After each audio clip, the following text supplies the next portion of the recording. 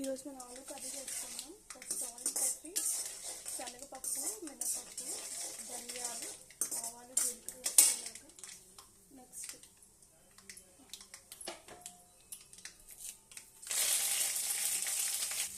Next అల్లం వెల్లుల్లి paste వేసుకోవాలి.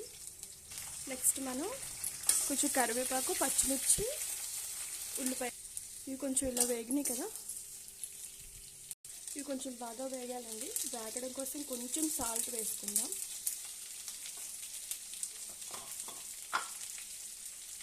కొంచెం సాల్ట్ వేసుకుందాం.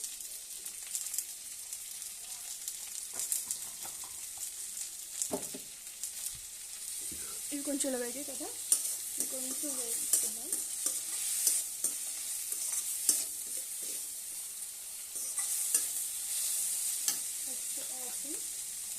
పసుపు వేసుకుందాం కొంచెం.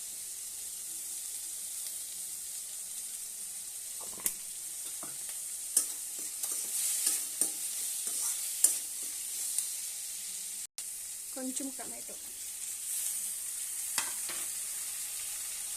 ఈ టమాటో అండ్ ఆనియన్ కాసేపు వేగాలి. వేగిన తర్వాత అప్పుడు ఆలుని, బంగాళదుంప యాడ్ చేసుకుందాం.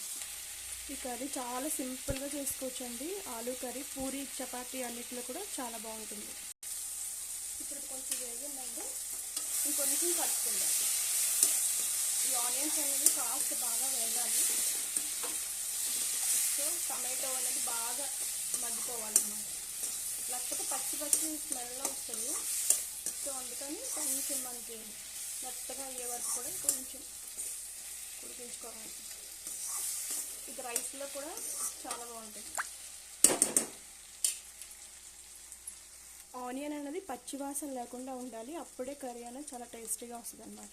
ఆలు